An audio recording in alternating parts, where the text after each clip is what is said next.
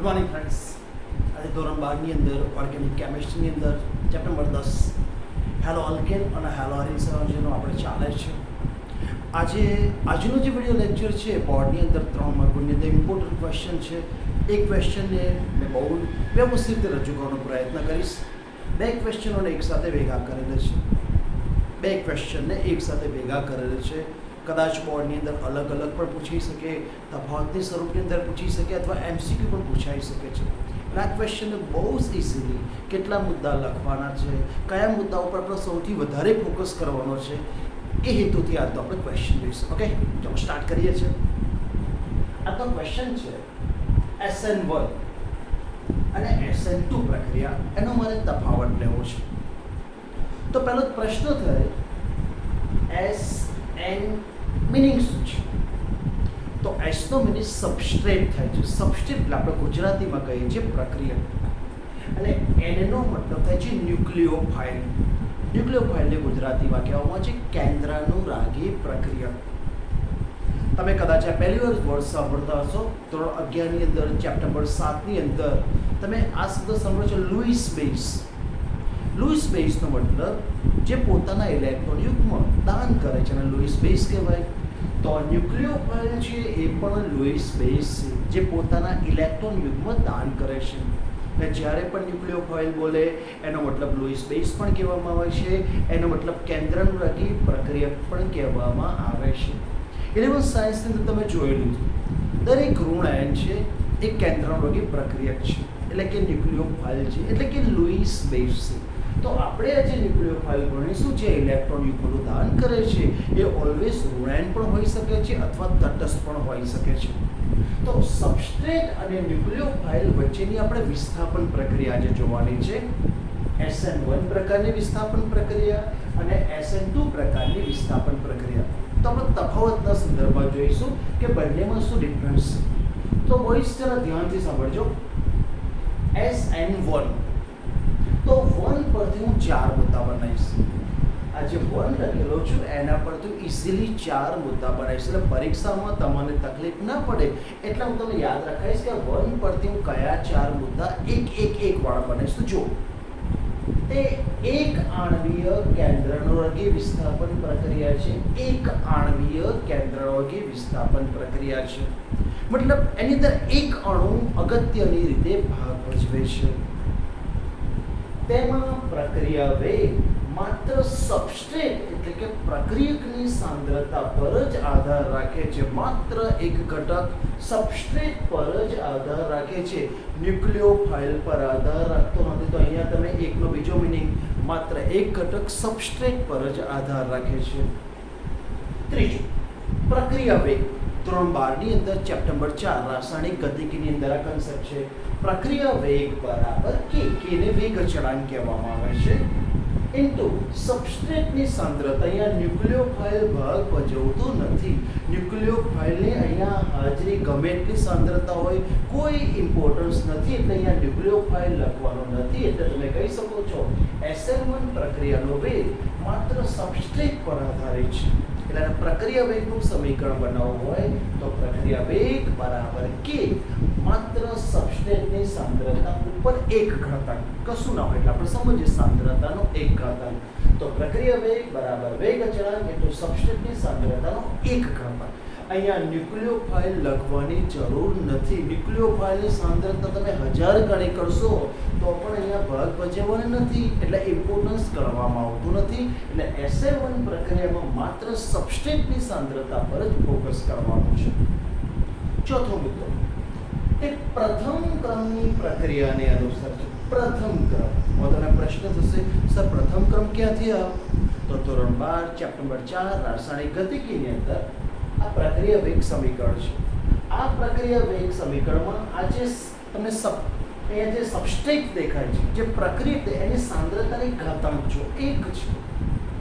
જેટલા પણ આ વેગ સમીકરણમાં પ્રક્રિયક આવે એની સાંદ્રતાના ઘાતાંકનો સરવાળો કરવાનો. અહીંયા સાંદ્રતાનો ઘાતાંક એક જ છે, એનો મતલબ તે પ્રથમ ક્રમની પ્રક્રિયા છે. તો અહીંયા બાળકો તમે સમજી ગયા હશો કે એક પરથી હું 4 મુદ્દા બનાવીશ, બધામાં એક શબ્દ આવશે. પહેલો, તે એક આણ્વીય કેન્દ્રાનુરાગી વિસ્થાપન પ્રક્રિયા છે. બીજું, તેમાં પ્રક્રિયા વેગ માત્ર એક જ ઘટક સબસ્ટ્રેટ પર જ આધાર રાખે છે, ન્યુક્લિયોફાઇલ પર આધાર રાખતું નથી. ત્રીજો મુદ્દો, પ્રક્રિયા વેગ માત્ર સબસ્ટ્રેટ પર. આ જ મુદ્દાને અહીંયા ચેપ્ટર 4 સાથે કનેક્ટ કર્યો છે કે પ્રક્રિયા વેગ બરાબર કે ઇન્ટુ સબસ્ટ્રેટની સાંદ્રતા. બંને એક જ મુદ્દા છે, પણ અહીંયા નીટ સાથે કનેક્ટ કરવું હોય, NEET નીટ સાથે કનેક્ટ કરવું હોય તો આ સમીકરણ તમારે જરૂર પડશે. ચોથું, કે પ્રથમ ક્રમની પ્રક્રિયાને ત્યાં પણ તમે જો એક શબ્દ પ્રથમ ક્રમ એટલે સ્ટુડન્ટ્સ તમે યાદ રાખો, SN1 આવે તો એક આણ્વિક કેન્દ્રાવયુ વિસ્થાપન પ્રક્રિયા, પ્રથમ ક્રમની પ્રક્રિયા માત્ર સબસ્ટ્રેટ પર જ એક જ ઘટક સબસ્ટ્રેટ પર જ આધાર રાખે છે અને પ્રક્રિયા વેગ બરાબર કે અને ચોરસ કૌંસ એટલે મોલર સાંદ્રતા એટલે કે સબસ્ટ્રેટની સાંદ્રતા પર આધારિત છે. તો આ એક પરથી આ 4 મુદ્દા મેં બનાવ્યા. હવે આગળ વધીએ છીએ. SN1 પ્રક્રિયાની સક્રિયતાનો ક્રમ જે પરીક્ષામાં MCQ બહુ જ પૂછાઈ શકે છે. આ કન્સેપ્ટ પોઈન્ટ છે કે SN1 પ્રક્રિયા કોની સાથે ઝડપથી થાય. તો મિત્રો જરા એક વસ્તુ યાદ રાખજો, જે એક શબ્દ બહુ ક્લિયર છે, જેની સ્થિરતા સૌથી વધારે હોય એ SN1 પ્રક્રિયાનો હોય છે. સ્થિરતા તમારે જોવાની. સ્થિરતા કેવી રીતે ખબર પડે? કદાચ મિત્રો તમને એવો પ્રશ્ન, સ્થિરતા કેવી રીતે ખબર પડે? તો કાર્બન સાથે જોડાયેલા દાતા સમૂહ વધારે હોય એની સ્થિરતા વધારે હોય છે. દાતા સમૂહ મોટો હોય તો પણ એની સ્થિરતા વધારે હોય છે. એટલે અહીંયા તમારે જોવાનું સ્થિરતા વધારે. સ્થિરતા કોની વધારે? તો દાતા સમૂહ વધારે હોય એની સ્થિરતા વધારે હોય. તો SN1 પ્રક્રિયામાં સક્રિયતાનો ક્રમ 3 ડિગ્રી હેલાઇડ સાથે સૌથી ઝડપથી પ્રક્રિયા થાય, ક્રમશઃ 2 ડિગ્રી હેલાઇડ સાથે ધીમી, 1 ડિગ્રી સાથે એની પણ ધીમી અને મિથાઇલ હેલાઇડ સાથે સૌથી ધીમી પ્રક્રિયા થાય છે. પરીક્ષામાં MCQમાં પૂછાય SN1 પ્રક્રિયાની સક્રિયતાનો ક્રમ લખો તો તમારે કહેવાનું 3 ડિગ્રી હેલાઇડ સાથે સૌથી ઝડપથી પ્રક્રિયા થાય, કારણ કે 3 ડિગ્રી હેલાઇડના 3 દાતા સમૂહ છે અને જેમાં દાતા સમૂહ વધારે હોય સ્થિરતા વધારે હોય અને જેમાં સ્થિરતા વધારે હોય SN1 પ્રકારની જ વિસ્થાપન પ્રક્રિયા આપી શકે છે. તો અહીંયા SN1 પ્રક્રિયાનો સ્થાયીતાનો ક્રમ, પ્રક્રિયાનો ક્રમ 3 ડિગ્રી હેલાઇડ સાથે સૌથી ઝડપથી, ક્રમશઃ 2 ડિગ્રી, 1 ડિગ્રી અને મિથાઇલ હેલાઇડ સાથે સૌથી ધીમી પ્રક્રિયા થાય છે. આ કન્સેપ્ટ પોઈન્ટ છે. આ પોઈન્ટ તમારી જે પણ ઇમ્પોર્ટન્ટ ડાયરી હોય એની તરફ મુદ્દો લખી શકો છો. કદાચ યાદ ન રહે તો SN1 તો 3 ડિગ્રી તમે 13 શબ્દ યાદ રાખો. 1 3 13 શબ્દ યાદ રાખી શકો છો. 13 એટલે SN1 તો 3 ડિગ્રી હેલાઇડ સાથે સૌથી ઝડપી પ્રક્રિયા, ત્યારબાદ ક્રમશઃ 2 ડિગ્રી, 1 ડિગ્રી મિથાઇલ હેલાઇડ સાથે સૌથી ધીમી થાય છે. એટલે તમે 1 3 વર્ડ્સ યાદ રાખશો. SN1 નો 1 અને 3 ડિગ્રી હેલાઇડનો 3 એટલે 13 હિન્દીમાં વર્ડ્સ 13 યાદ રાખશો તો આ MCQ તમારો ક્લિયર થશે. હવે આ ટોપિકને આપણે ડિટેલમાં સમજવું છે. તો પરીક્ષામાં પૂછાય કદાચ 3 તો કેવી રીતે લખવાનું? તો આ જે સમીકરણ છે એનું તમારે બહુ સરસ રીતે પોતાની મૌલિક ભાષામાં અને મસ્ત રીતે વર્ણન કરવાનું છે. મિત્રો કેવી રીતે જરા ધ્યાન દીધું. તો SN1 પ્રક્રિયા 3 ડિગ્રી હેલાઇડ સાથે સૌથી ઝડપથી થાય છે. એટલે અહીંયા મેં તૃતીય બ્યુટાઇલ બ્રોમાઇડનું ઉદાહરણ. તૃતીય બ્યુટાઇલ બ્રોમાઇડ, બ્રોમિન સાથે જોડાયેલો આ કાર્બન અન્ય 3 મિથાઇલ સમૂહ સાથે 3 અલગ મિથાઇલ સમૂહ, 3 અલગ દાતા સમૂહ સાથે જોડાયેલો છે. એટલે મેં અહીંયા ઉદાહરણ લીધું તૃતીય બ્યુટાઇલ બ્રોમાઇડ. શા માટે લીધું? હવે તમને ખબર પડી ગયું છે કે SN1 પ્રક્રિયા સમજાવી હોય તો 3 ડિગ્રી હેલાઇડનું જ ઉદાહરણ તમારે લેવું પડશે. તો અહીંયા તૃતીય બ્યુટાઇલ હેલાઇડનું મેં ઉદાહરણ લીધું છે, એટલે કે તૃતીય બ્યુટાઇલ બ્રોમાઇડ. હવે જરા ધ્યાનથી જુઓ. તબક્કો 1 પ્રતિવર્તી પ્રક્રિયા. આ પ્રતિવર્તી પ્રક્રિયામાં શું થાય છે મિત્રો? ધ્યાનથી જોજો. અહીંયા કોઈ ન્યુક્લિયોફાઇલ નથી, આ સબસ્ટ્રેટ છે. આ પ્રક્રિયા હજુ કોઈ ન્યુક્લિયોફાઇલ આવ્યો નથી. મેં પહેલા જ તમને કીધું SN1 પ્રક્રિયામાં ન્યુક્લિયોફાઇલ શરૂઆતમાં ભાગ ભજવતો જ નથી. એટલે આ સબસ્ટ્રેટ છે, જો ન્યુક્લિયોફાઇલ આવ્યો નથી. તો અહીંયા આ પ્રક્રિયામાં શું થશે મિત્રો? પ્રતિવર્તી પ્રક્રિયામાં આ બ્રોમાઇડ આયન છૂટો પડી જાય છે. અહીંયાથી આ બંધુથી બ્રોમાઇડ આયન છૂટી જાય છે. તેથી કાર્બન પર ધન વીજભાર આવે છે. એટલે અહીંયા તૃતીય કાર્બો કેટાયન બને છે. SN1 પ્રક્રિયામાં કાર્બોકેટાયન પ્રાપ્ત થાય છે. 3 ડિગ્રી હોવાને કારણે તૃતીય કાર્બોકેટાયન પ્રાપ્ત થાય છે. હવે તમે સમજી ગયા છો, કાર્બન પર ધન વીજભાર છે. જેની પાસે ધન વીજભાર હોય એ ઇલેક્ટ્રોન યુગ્મ મેળવવાની ત્વરિત વૃત્તિ ધરાવશે. તો આ જે તૃતીય કાર્બોકેટાયન છે એ તબક્કા 2 માં તમે જોઈ શકો છો. હવે ન્યુક્લિયોફાઇલ આવે છે. અહીંયા રાસાયણિક પ્રક્રિયામાં શરૂઆતમાં ન્યુક્લિયોફાઇલ કોઈ ભાગ ભજવતો જ નથી, બટ અહીંયા કાર્બોકેટાયન બન્યો, કાર્બન પર ધન વીજભાર છે, તો આ કાર્બોકેટાયન ઇલેક્ટ્રોન યુગ્મ મેળવવાની વૃત્તિ ધરાવશે, સ્થિરતા પ્રાપ્ત કરવા. તો તબક્કા 2 ની અંદર આ જે કાર્બોકેટાયન છે આ OH માઇનસ ને તમે NaOH લખો, KOH લખો, મીન્સ અંદર OH માઇનસ આવેલો છે અને વીજભાર માઇનસ છે, તો તમે સમજી શકો છો ઇલેક્ટ્રોન યુગ્મનું દાન કરશે, એટલે કે ન્યુક્લિયોફાઇલ છે, એટલે કે લુઈસ બેઝ છે. તો આ જે ઇલેક્ટ્રોન યુગ્મનું દાન તૃતીય કાર્બોકેટાયનને કરશે. કાર્બોકેટાયન ઇલેક્ટ્રોન યુગ્મ લેવા તૈયાર છે, ન્યુક્લિયોફાઇલ પોતા ઇલેક્ટ્રોન યુગ્મ આપવા તૈયાર છે. તો હવે રાસાયણિક પ્રક્રિયા બહુ ઝડપથી પ્રક્રિયા થશે.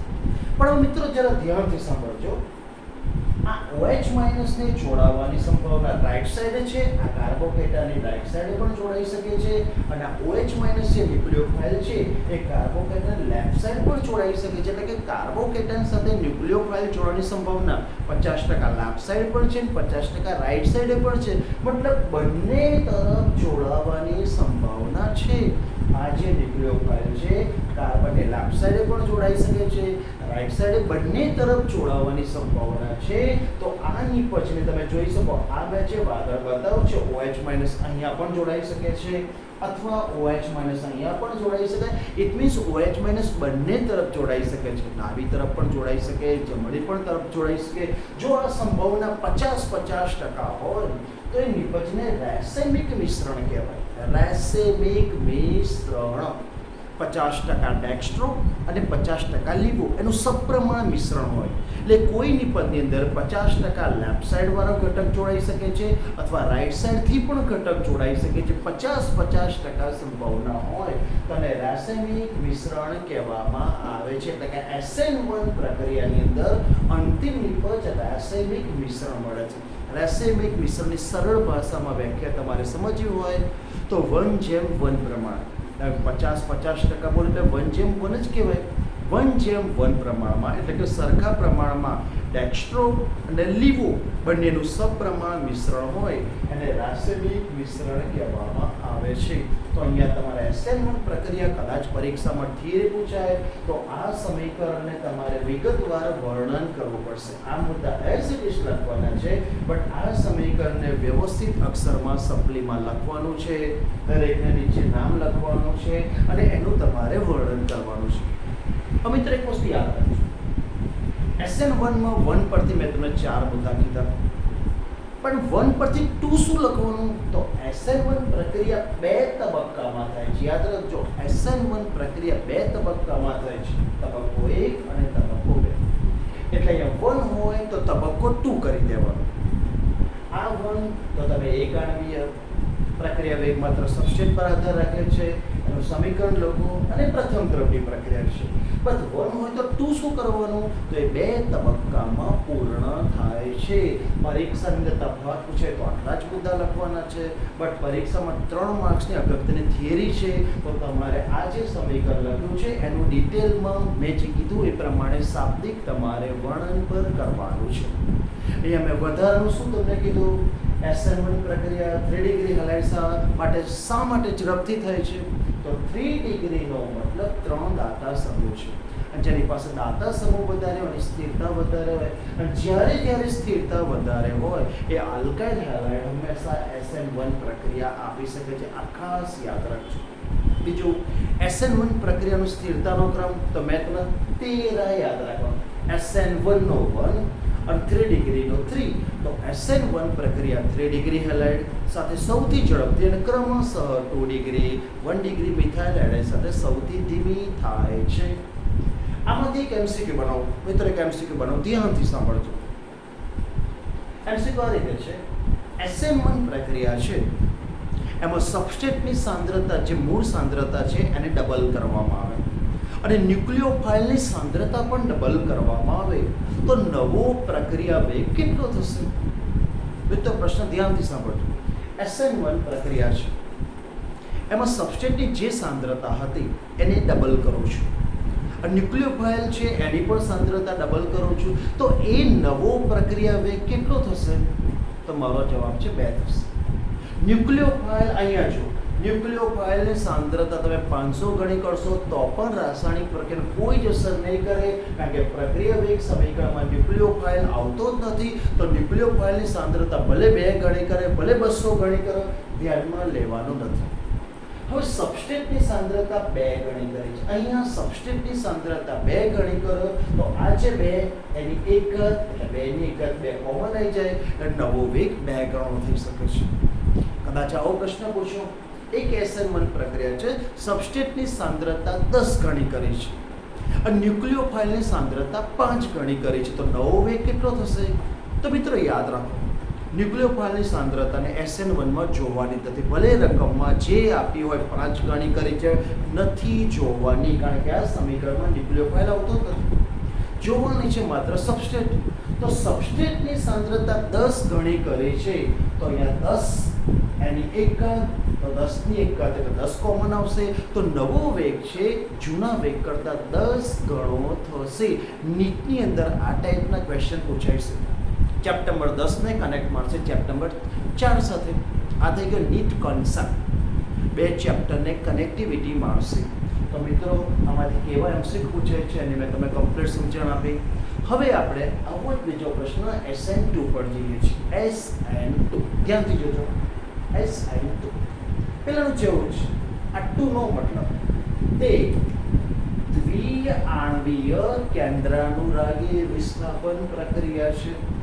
અહીંયા તમે એક આણવીય, આ દ્વિઆણવીય, और 2 લખેલો છે, એનો મતલબ અહીંયા પ્રક્રિયાનો વેગ સબસ્ટ્રેટ પર બી આધાર રાખશે અને ન્યુક્લિયોફાઇલ પર પણ આધાર રાખશે. તો મેં લખેલું છે તેમાં પ્રક્રિયા વેગ સબસ્ટ્રેટ તથા ન્યુક્લિયોફાઇલ બંને પર આધારિત છે. આ 2 નો મતલબ સબસ્ટ્રેટ પર બી આધાર રાખે છે અને ન્યુક્લિયોફાઇલ પર પણ આધાર રાખે છે.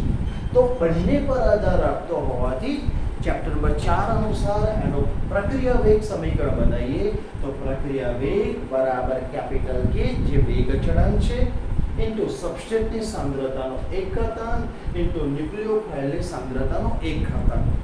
તમે જોઈ શકો બંનેની સાંદ્રતા પર આધાર રાખે છે, એટલા માટે સબસ્ટ્રેટ અને ન્યુક્લિયોફાઇલ બંને બતાવવાનું.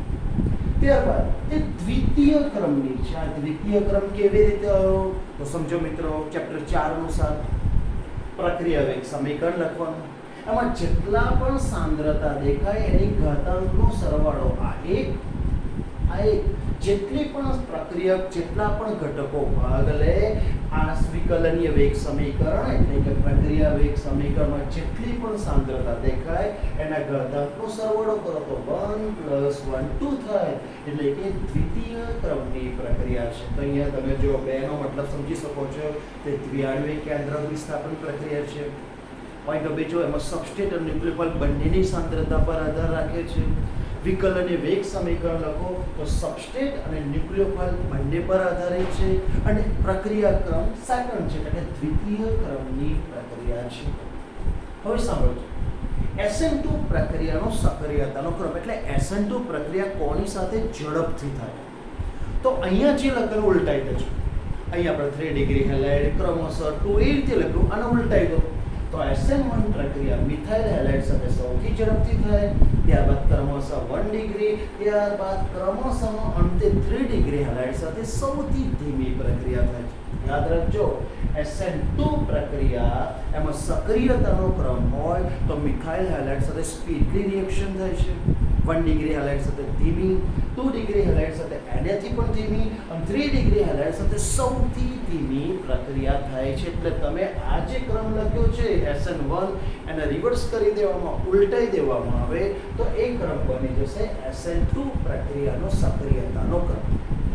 કદાચ બાળકો ભૂલી જાય કે સર SN1 અને SN2 બંનેમાં સક્રિયતાનો કન્ફ્યુઝન છે, તો તમે એક કદાચ સૂત્ર પણ બનાવી શકો છો. અત્યારે હું સૂત્ર બોલું છું, અહીં મેં 13 યાદ રાખવાનું, 13 અહીંયા હું યાદ રાખવાનું કહીશ 21 અહીંયા તમે જોઈ શકો છો આ SN2 નો 2 અને 1 આ સમજીશું યાદ રાખવા માટે તો અહીંયા 13 અહીંયા 21 તો આપણે એવું પણ સૂત્ર બોલી શકીએ છીએ કદાચ ઇન્ટરેસ્ટિંગ બનાવવા માટે વર્ડ્સ પણ બોલી શકાય 13 लगन हुआ આ 13 માટે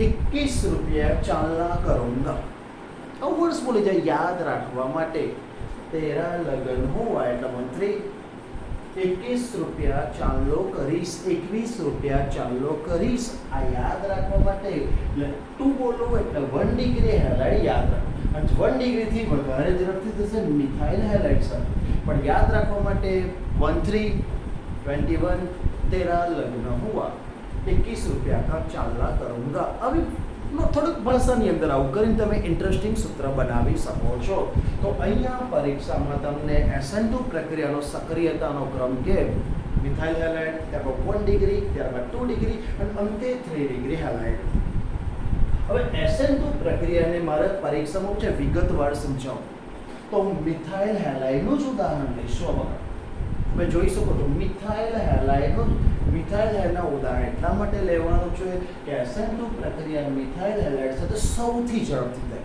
જેની સાથે સૌથી ઝડપથી થાય એ જ ઉદાહરણ તમારે સિલેક્ટ કરવાનું છે તો મેં અહીંયા મિથાઇલ હેલાઇડ ન્યુક્લિયોફાઇલ મેં શરૂઆતમાં જ લખ્યો છે પરંતુ ડાબી તરફ લખ્યો છે સબસ્ટ્રેટની ડાબી તરફ ન્યુક્લિયોફાઇલ લખ્યો તમને ત્યાં પ્રશ્ન થશે કે સર સબસ્ટ્રેટની જમણી તરફ ના લખાય જવાબ છે ના આ ન્યુક્લિયોફાઇલનો ટાર્ગેટ આ કાર્બન છે તમે જાણો છો કાર્બન ધ્રુવીય ભાર ધરાવે છે અને એની સાથે જોડાયેલો ક્લોરીન છે ઋણવીય ભાર ધરાવે છે જો તમે ભૂલે ચૂકે OH- અહીંયા લખ્યો તો આ OH- આ કાર્બન સાથે જોડાય ત્યારે અવરોધરૂપ Cl આવશે એટલે અવરોધ ના નડે અને રાસાયણિક પ્રક્રિયા ઝડપથી થાય એટલે ન્યુક્લિયોફાઇલને Cl- થી વિપરીત દિશામાં અહીંયા લખવો પડશે બુકમાં વાક્ય નથી પણ સમજવું પડશે જો તમે OH- રાઈટ સાઈડે લખ્યો તો કાર્બન સાથે જોડાવા આ અવરોધનો એને સામનો કરવો પડશે અને પ્રક્રિયા સ્લો થઈ જાય છે એટલા માટે OH- અહીંયા આ જે સબસ્ટ્રેટ છે અને લેફ્ટ સાઈડ લખેલો છે આ ન્યુક્લિયોફાઇલ છે આ સબસ્ટ્રેટ છે બીજો પ્રશ્ન તમે જોઈ શકો છો મેં હાઇડ્રોજન ત્રણ હાઇડ્રોજન અલગ અલગ નિશાનીથી દર્શાવેલો છે અને તમે જોઈ શકો છો અત્યારે ત્રણ હાઇડ્રોજન આ રીતે એરો ફોર્મમાં ગોઠવાયેલા હતા તો જરા ધ્યાન રાખજો એરો આ રીતે છે આ રીતે તીર સ્વરૂપે ગોઠવાયેલા છે હવે આ ન્યુક્લિયોફાઇલ દરેક ન્યુક્લિયોફાઇલનો ટાર્ગેટ હોય છે ન્યુક્લિયોફાઇલનો ઋણ વિસ્ફાર હોય એટલે ધન વિસ્ફારિત કાર્બન એનો ટાર્ગેટ છે એટલે એની પર એટેક કરશે તો આ ન્યુક્લિયોફાઇલ કાર્બન સાથે ધીમે ધીમે એટેક કરશે તો પરિણામે થશે શું તો મધ્યવર્તી અવસ્થા તબક્કો નથી એક મધ્યવર્તી અવસ્થાનું નિર્માણ થશે અને આ મધ્યવર્તી અવસ્થામાં તમે જોઈ શકો છો કાર્બન સાથે ન્યુક્લિયોફાઇલનો બોન્ડ ધીમે ધીમે નિર્માણ પામે છે ધીમે ધીમે બંધ બની રહ્યો છે અને કાર્બન અને હેલોજન બંધ ધીમે ધીમે તૂટી રહ્યો છે યાદ રાખજો મધ્યવર્તી અવસ્થાની અંદર કઈ કઈ ઘટનાનો સમાવેશ થાય તો પહેલો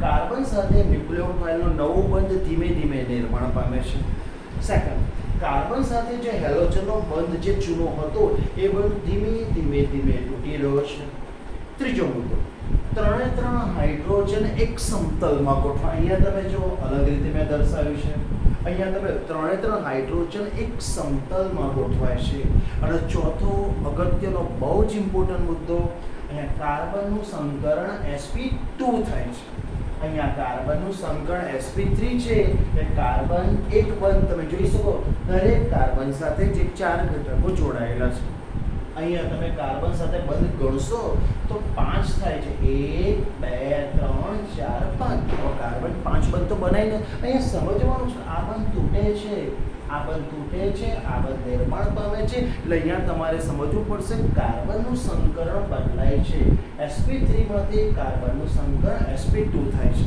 એટલે મધ્યવર્તી અવસ્થાની અંદર ત્રણ હાઇડ્રોજન એક સમતલમાં ગોઠવાય છે કાર્બન અને ન્યુક્લિયોફાઇલના નવા બંધનું નિર્માણ થાય છે કાર્બન અને હેલોજન વચ્ચે ધીમે ધીમે તૂટવા લાગે છે અને કાર્બનનું સંકરણ sp3 માંથી sp2 થાય છે આ મધ્યવર્તી અવસ્થા છે આ તબક્કો નથી હવે તબક્કા 1 માં શું થશે જો તબક્કો 1 એક જ તબક્કામાં SN2 પ્રક્રિયા એક જ તબક્કામાં પૂર્ણ થાય છે અને બહુ ઝડપી તબક્કો હોય છે. હવે થશે શું?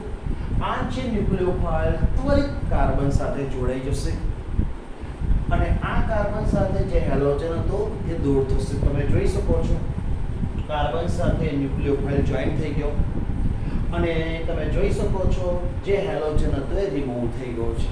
અને એક અગત્યની વસ્તુ જો તમે માર્કિંગ કરો છો તો અગત્યની વસ્તુ જો મેં પહેલા તમે કીધું દિશા આ ટાઈપની છે. આ ત્રણે કાર્બન સાથે હાઇડ્રોજનની દિશા આ ટાઈપની છે. જ્યારે નિપજમાં જુઓ તમે દિશા ઉલટાઈ ગઈ છે. તમે જોઈએ દિશા ઉલટાઈ ગઈ છે અને કેમિસ્ટ્રીની ભાષામાં વિતક્રમણ નિપજ કહેવાય. દિશા ઉલટાઈ જાય એને વિતક્રમણ નિપજ કહેવાય અને અંગ્રેજી ભાષામાં એને ઇન્વર્ઝન નિપજ કહેવામાં આવે છે. ઇન્વર્ઝન એટલે કે વિતક્રમણ, વિતક્રમણ એટલે કે બાજુ બદલાઈ ગયેલી હોય. મિરર ઇમેજ છે એ વિતક્રમણ કહેવામાં આવે છે. આપણે મિરરની અંદર હાઈ કહીએ છીએ તો આપણું જે પ્રતિબિંબ છે એ પણ હાઈ કહે છે, બટ એનો લેફ્ટ હેન્ડ છે, આપણો રાઈટ હેન્ડ છે. મતલબ બદલાયેલી દિશાઓને ઇન્વર્ઝન નિપજ કહેવામાં આવે છે. ઇન્વર્ઝન બોલે, વિતક્રમણ બોલે, બંને એક જ શબ્દ છે. તો અહીંયા મિત્રો તમે જોયું કે અહીંયા દિશા, અહીંયા જે સબસ્ટ્રેટ હતો એ સબસ્ટ્રેટની દિશા બદલાઈ જાય છે એટલે નિપજ તરીકે ઇન્વર્ઝન મળે છે. અને તમને પ્રશ્ન આવું કેમ થાય છે તો તમે અહીંયા પણ જોઈ શકો છો ક્લોરીન પોતાની તરફ ખેંચે છે તો સેમ અહીંયા OH પોતાની તરફ ખેંચે, જે તરફ ખેંચે એ તરફ આવવાનો પ્રયત્ન થાય છે. તો અહીંયા ક્લોરીન રાઈટ સાઈડે હતો, અહીંયા OH લેફ્ટ સાઈડ છે એટલે દિશા બદલાઈ જાય છે. તો અહીંયા દિશા બદલાયેલી નિપજ મળતી હોવાથી એને ઇન્વર્ઝન નિપજ કહેવામાં આવે છે. તમે તફાવતની અંદર પૂછાય તો તમે સમજી ગયા. SN1 પ્રક્રિયામાં રાસાયણિક મિશ્રણ નિપજ તરીકે મળે છે, જ્યારે SN2 પ્રક્રિયામાં ઇન્વર્ઝન નિપજ પ્રાપ્ત થાય છે. તો મિત્રો SN1 અને SN2 માં જો પરીક્ષામાં તફાવત પૂછાય તો આટલા મુદ્દા લખવાના છે. બટ પરીક્ષામાં ચોક્કસ કોઈ એક પ્રશ્ન SN1 અથવા SN2 ચોક્કસ કોઈ એક પ્રશ્ન પૂછાય તો તમારે એ સમીકરણને ડિટેલમાં, આ જે સમીકરણ લખ્યું છે અહીંયા બોર્ડ નાનું હોવાને કારણે શાબ્દિક લખાણ લખ્યું નથી, પણ એ લખાણને તમારે જો પરીક્ષામાં 3 ગુણની 4 ગુણમાં થિયરીમાં પૂછાય તો તમારે આ સમીકરણને કમ્પ્લીટલી લખવાનું છે અને એ જ સમીકરણનું વર્ણન કરવાનું છે. મેં એક સાથે 2 પ્રશ્નો લેવાના પ્રયત્ન કર્યા છે. બોર્ડની થોડી લિમિટ હતી પણ મેં પ્રયત્ન કર્યો છે કે બંને પ્રશ્નો એકદમ કમ્પ્લીટ થઈ જાય, એકદમ શુદ્ધ સાત્વિક ભાષામાં સરળતાથી પાચન થાય એ રીતે આ પ્રશ્નો તમારી સામે લાવ્યો છું. આની અંદરથી દાખલા તરીકે MCQ બનાવું છું. MCQ ધ્યાનથી સાંભળજો. SN2 પ્રક્રિયા, તો પહેલું SN2 પ્રક્રિયાનો સક્રિયતાનો ક્રમ લખો.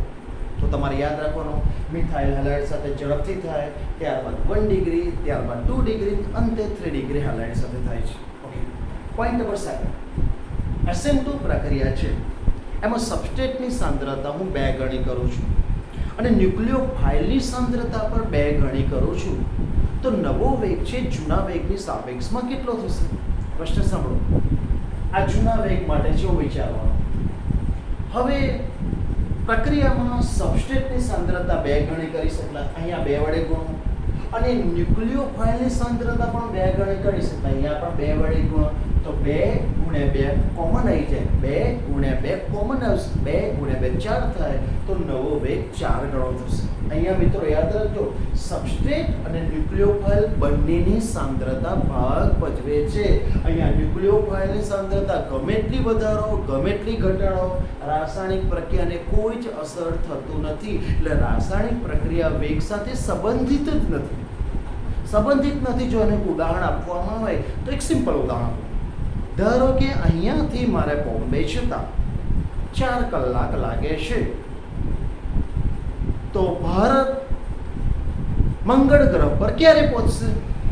તો તરત તમે કહેશો સર કેવી રીતે કહી શકાય? યસ, આ વિધાનને પેલા વિધાન સાથે સંબંધ જ નથી. તો હું એ જ કહેવા માંગુ છું, અહીંયા ન્યુક્લિયોફાઇલ સંબંધિત જ નથી. તમે ન્યુક્લિયોફાઇલની સાંદ્રતામાં ગમે એટલો ફેરફાર કરો, ઇમ્પોર્ટન્ટ નથી. અહીંયા સબસ્ટ્રેટની સાંદ્રતામાં ફેરફાર કરો એ અગત્યનો છે. અહીંયા સબસ્ટ્રેટ અને ન્યુક્લિયોફાઇલ બંનેની સાંદ્રતામાં ફેરફાર કરો તો ન્યુક્લિયોફાઇલની સાંદ્રતામાં ફેરફાર એ પણ અસર કરશે, સબસ્ટ્રેટની સાંદ્રતા એ પણ અસર કરશે.